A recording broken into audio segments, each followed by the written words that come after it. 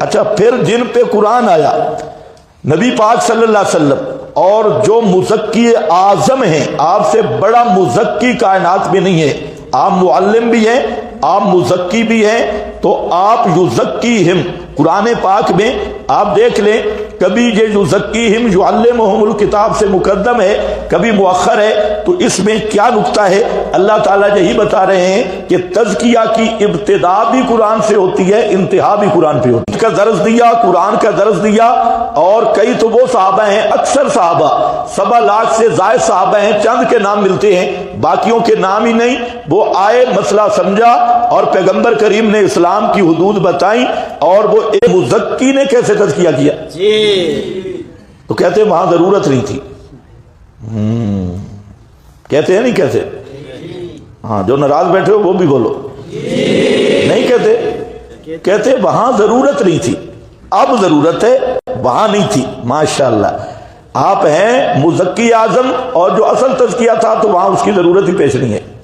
آپ نے جو تزکیہ کیا ہے وہ باروں بار کیا ہے، صوفیوں کو نیا تزکیہ ملا ہے اور نئی مشقیں ملی ہیں، نئے طریقے ملے ہیں۔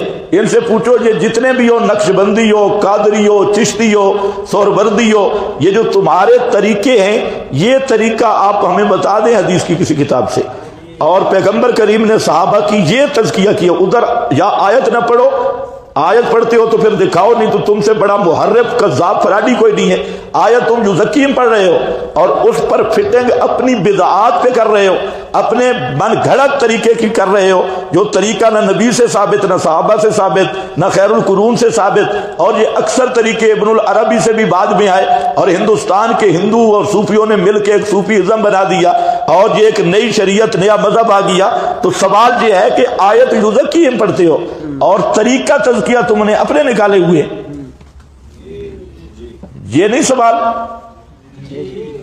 مجھے ایک آدمی نے یہ کہا ہے، جو مجھے باتیں کہی گئی میں وہ آپ کو کہہ رہا ہوں، جو میرے مشاہدے میں ہیں، چونکہ ہم صوفیوں کے ساتھ بہت رہے اور ان پر شیطان کے حملوں سے اچھی طرح واقف ہے۔ آرام سے آپ کو پڑھیں گے یزکیہم تزکیہ، یہ صوفیاء نے سوال ہے، یعلمہم علماء نے سوال ہے، یتلو قاریوں نے سوال ہے، دین کی حفاظت ہو رہی ہے۔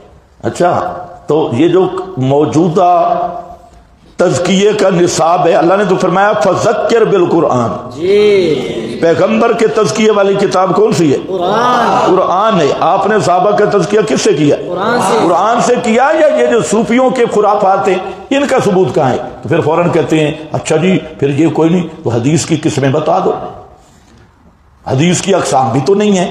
بھائی حدیث کی اقسام تو آپ بتانے نہیں آئے تھے، یہ تو راویوں نے بتانی ہے، محدثین نے بتانی ہے، اور صحابہ آپ سے تو براہ راست حدیث سنتے تھے، اور وہاں پر بھی اصل اصول موٹے موٹے موجود ہیں صحابہ کرام کے اندر بھی، لیکن آپ مزکی اعظم تھے، تو صورت تزکیہ بتاؤ کہ آپ نے کیسے تزکیہ کیا۔